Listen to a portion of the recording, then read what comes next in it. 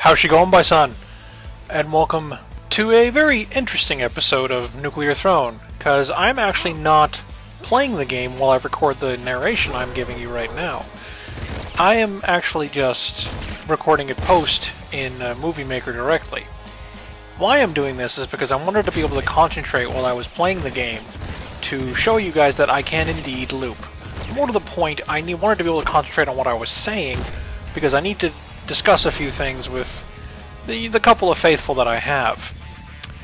Basic idea being that I need to let you guys know that I've been a little slacking in the channel, and I apologize.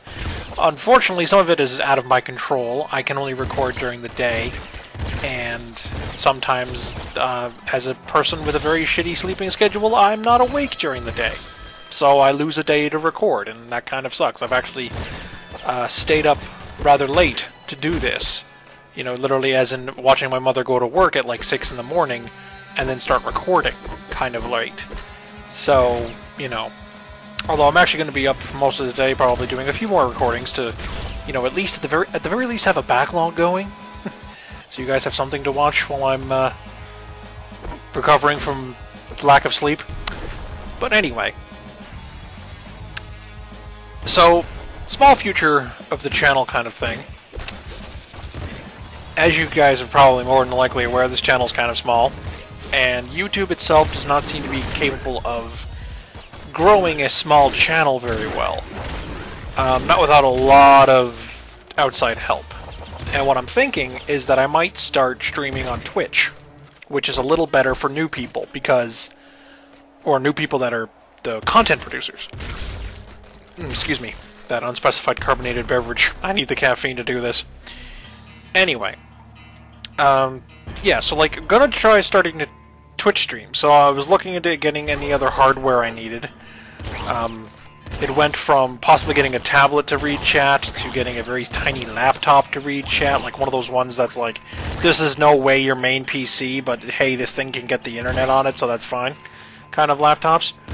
But then I was like, I really only need a second monitor, and one can totally hook up their TV into their computer and have that be a second monitor, and so I could just use that as my second monitor and then have, you know, my regular computer monitor be the one I play on or whatever setup it works, and all I would need in that point is a USB to HDMI converter and then a cable to hook it all together, so it's a lot easier that way. And cheaper. Significantly cheaper. So, you know, that's that game plan. Definitely going to continue Magic Maker. Going to continue Might and Magic 7. Going to actually do another episode of that today. It's been a while since I did that. I kind of... It's a little easier to do recording of that on a backlog. Mostly because it was just fun to do at the time. It's a game I'd love to go back to, but you gotta forgive me, I had the internet again finally, so I just started playing Warframe like crazy and other stuff I could do online that I couldn't do before. And because I was at my grandmother's, and, you know, God love her, but she does not have the internet. And couldn't get it, we tried. All you could get was dial-up. Miserable. Miserable. I only managed to get a little lucky going to the aunts and having a bit of time to download content, or to upload, I should say, content as well. So, you know, this situation we're in is a lot more permanent in the sense of at least months. So I've got time to do content, and I've got time to, you know, fill up the channel a bit and start trying to do this Twitch thing. Enunciate, Mike. You can do it. You're not a Bayman. But yeah. So that's the one thing we're doing. Gonna try streaming. I'm not sure what I would start streaming at first, other than a bit of what you're seeing here already, Nuclear Throne, because this is a game that a lot of people watch. I might do a Dark Souls playthrough on there, like a Dark Souls or 1 or 2, or, oh well, Scholar of the First Sin. I don't need to play 2 anymore. Like, just to be completely blunt, I don't need to play that game anymore. I beat the shit out of it. But, I mean, there is no other version of Dark Souls 1, so, you know, you still play Dark Souls 1. But, and I mean, unless you have literally everything Scholar gives you in the first one, you play Scholar now. It's kind of the unfortunate fate of games that have remakes done of them. The original doesn't get played that much anymore. barring something like, I don't know, the original Resident Evil versus the remake are two very different games, even though they're, well, the remake was built off the chassis of the first one, but it was built in a so much different way. A lot slower, actually, from what I remember. Just to ramble a little bit off topic. But yeah, the Resident Evil 0, or, well, 0 as well, because it was made on the same engine, but Resident Evil Remake on the GameCube and now on PC, years later. A very slow game compared to the original Resident Evil, and then like Resident Evil 2 and 3, which also ran on the same engine as the very first Resident Evil. Or probably on the Director's Cut engine? I don't know. So this narration actually didn't take me nearly as long to do as I thought, and I've actually recorded a full Nuclear Throne run here, as you can see. I'm right into the thick of it with Eyes, probably my best character. Just because the telekinesis works so well when you have Euphoria. You basically get to Neo bullets. You know, can I dodge bullets? I'm saying when the time comes you won't have to, and you don't. All you gotta do is right-click and they stop. Only problem is, of course, you're still pulling in every enemy, so you end up, you know, you multiply the problem of melee enemies, but you completely remove the problem of ranged enemies, which is interesting.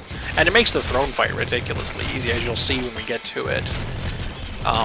Yeah, the throne fight is like a complete joke if you have Euphoria with Eyes, or stronger telekinesis with Eyes, but I wouldn't recommend taking stronger telekinesis if you can help it, because it exasperates that problem with the melee enemies, but it's really funny for countering the ranged enemies, because like you literally stop the bullets in midair. You see, this is where I got Euphoria. Things started to light up, started to go a little better. Now, I mean, not a lot of shooting enemies in this section other than the wolves and the tanks, but the tanks don't shoot very often. I mean, it's just better to get out of the way of them. Rocking a bazooka and a Gatling slugger. This particular Gatling slugger, I remember this run, because, well, I only did it like a day ago. But this Gatling slugger goes with me through most of the next loop, and does work. It does a lot of work. Gatling slugger is one of the better weapons in the game. Because like the slugger is actually one of the better weapons in the game, but its only flaw is it shoots slowly. Gatling slugger solves that because it's an automatic weapon.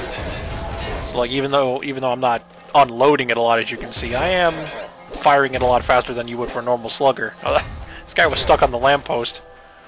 Don't know what happened there. I guess just got caught in a bad spawn. I notice that happens a bit more in this game, that you get enemies that are like stuck in stuff.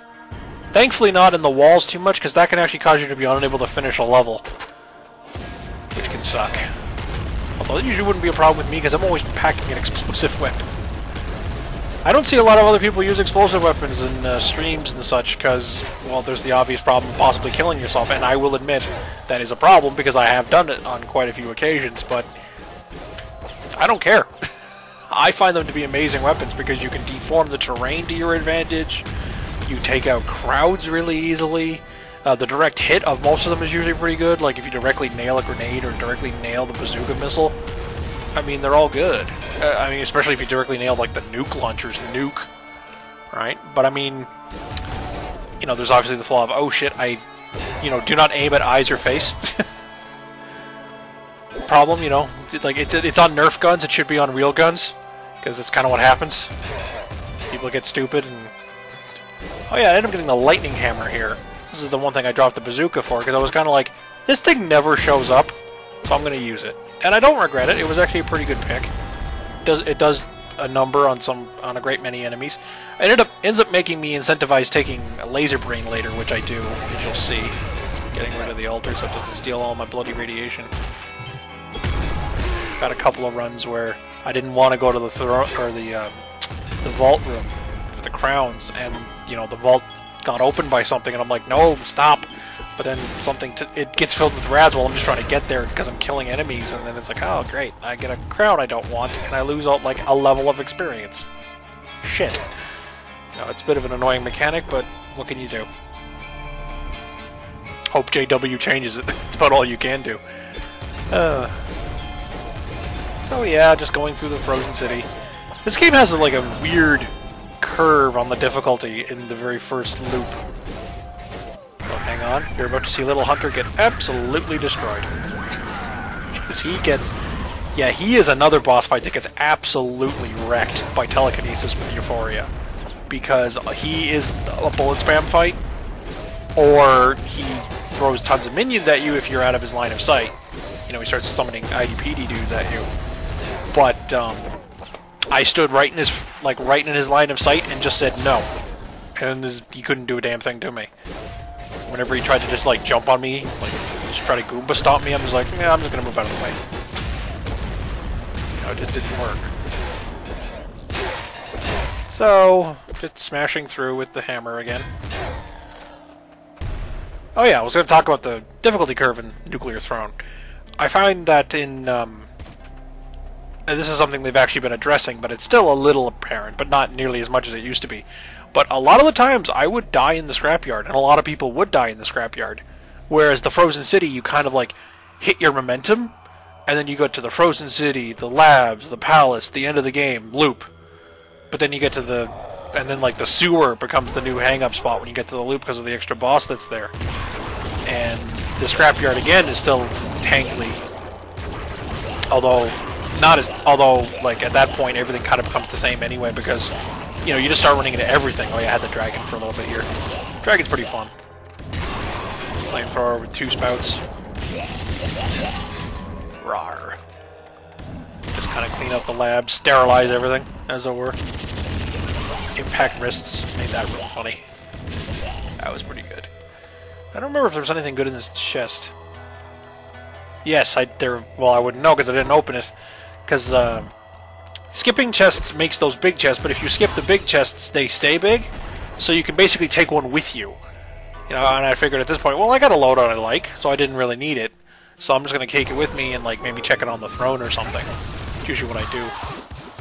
Now, the props here are unusually hardy, and they eat a lot of my slugs, which is kind of unfortunate. Because I'm actually start running out of ammo. These guys can, you know, everything around here starts taking 2 to 3 slugs, you know. End of the game, everything starts being tougher. Get a little dance with the guardian dog there, but 3, I think that was 3, I'd have to double check. I wasn't paying attention while I said the number. But 3 or 4 lightning hammer swings with Scary Face and he's gone. I mean, it's a good weapon. And it's no ammo, it's surprising, despite the fact that it shoots lightning. It's a little crazy.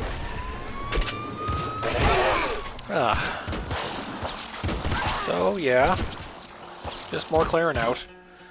I got a nice little cubby hole here. I had to try to tactical telekinesis some stuff away from me. Then I got the heavy machine gun. Heavy machine gun. So I started spamming lemons everywhere.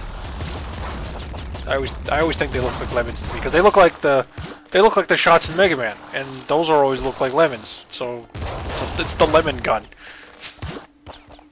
Right? I mean, why not? Dog gets the slugs. Grabbing ammo.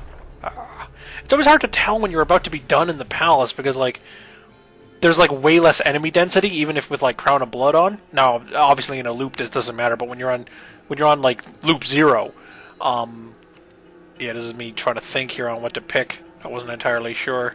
I think I go with the Spirit.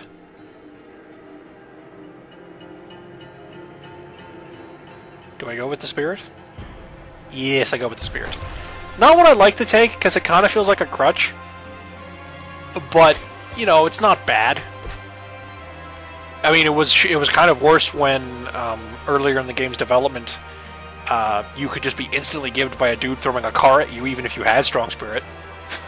Because of the way it had no invincibility when you got hit. So it was like, you got killed, air quotes, by the car hitting you, and then the explosion finished you off. And it was like, why the hell did I take this mutation then? The Throne. I love the boss intros. Very stylish. Just turn on the radio waves and just start unloading the lemons. As you can see, everything just parts around eyes. He's just no. Throne is just completely hosed by this. Although it's important not to do it when he's walking, because that makes him slide forward really fast and he'll run you over. And that'll kill you. Which is unfortunate. And he's dead.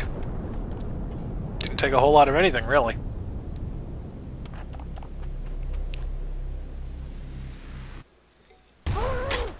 Didn't sip of my unspecified carbonated beverage before it gets too flat on me.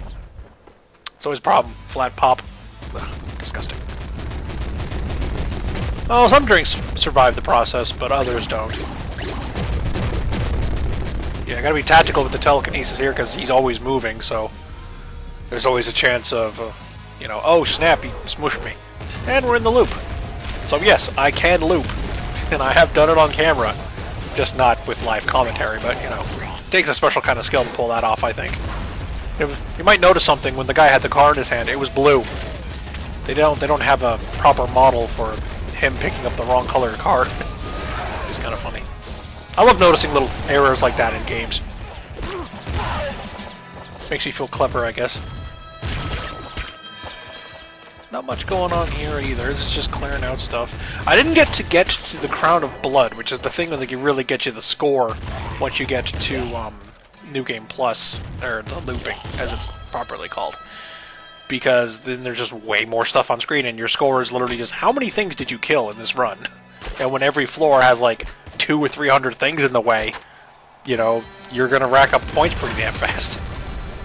Oh yeah, so when I picked up the Gatling bazooka, and I learned quickly that this thing is a mistake. I never use projectile style. It's the one everyone raves about because, you know, ooh, look at me, I can grab the lightning cannonball and just kind of wiggle it around the screen, and then everyone takes damage. But I'm bad with it because I don't use it. This is where I learned if you fire the Gatling bazooka too quickly, the rockets hit each other and blow up in your face. But yeah, projectile style, I don't use it, and it's also really gimmicky, because, like, what other guns does it help besides, like, 3 of the cannons, in my mind, is what I think, right? Whereas monster style is just always useful, because it lets you alternate between, do I turn off the bullet hell, or do I turn off the enemies rushing me? It all depends on when you right-click, or when you don't right-click. You know, it's really good. And, you know, picked up an energy sword here, no big deal. It was always a thing when I was a kid. Or at least younger. I don't know if I'd call it kid, maybe young teenager or teenager. This happened with me in the very first Fallout.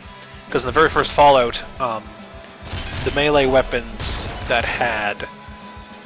there were melee weapons that had ammo in that. And I thought that was, like, completely pointless, because it's like, well, why bother use a melee weapon with ammo, you know, and negate one of the advantages of using a melee weapon, you don't need ammo, when I can just use a gun and go farther, right?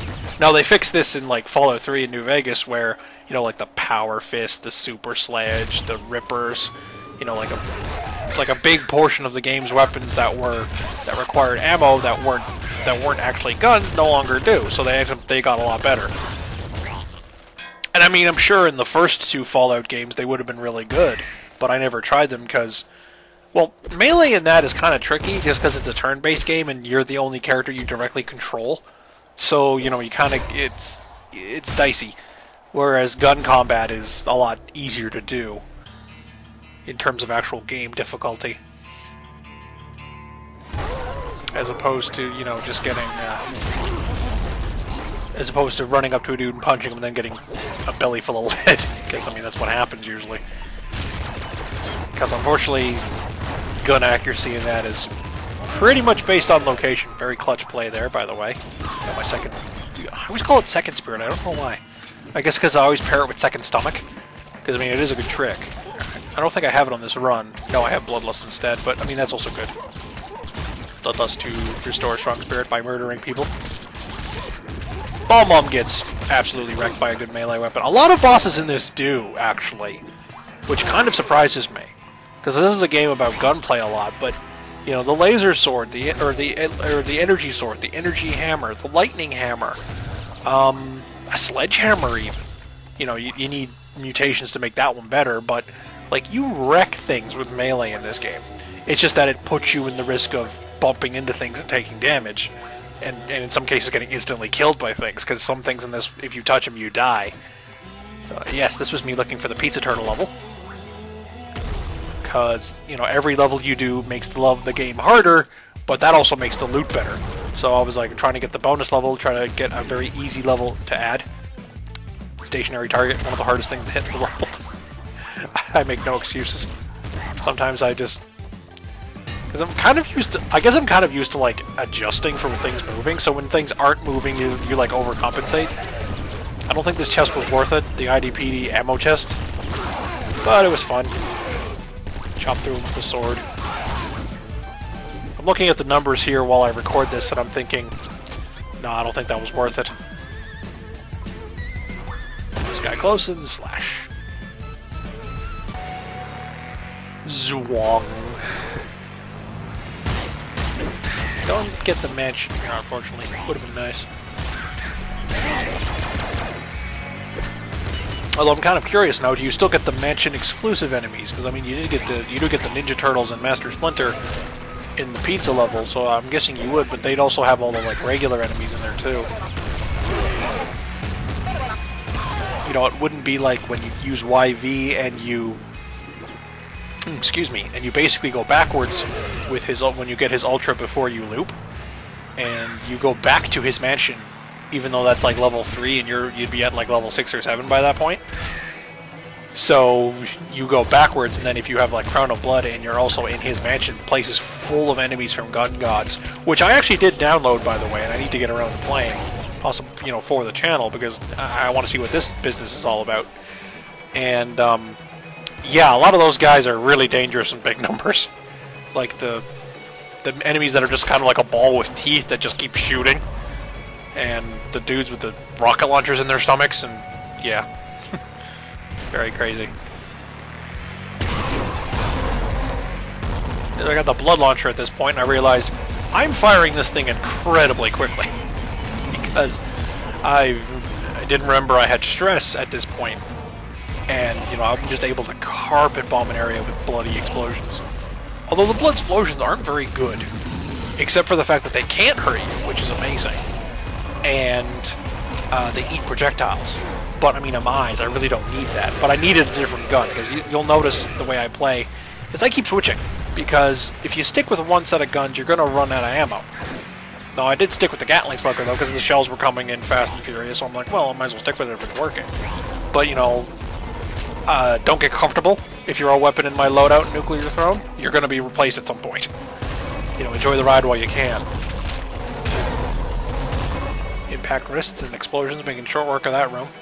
It's always fun to watch him pinball around like that crab there, or the spider lobster thing. Crystal Dude. You know, he was bouncing around the room there. It was fun to watch. It's amazing how a game that doesn't have, like, a physics engine, strictly speaking, can have physics. You know, or what we typically consider a physics engine, you know, like in a 3D game. You know, one of the many made on the Source engine or CryEngine or whatever. I'm going to be getting to the end of this, because I do unfortunately die in the Crystal Caves. Spoiler alert, I apologize. But just going to run through the reminder of what's going to be happening here and just what I need to say. Apologies for the delay of content. I've shit the bed when it came to being reliable, let's put it that way.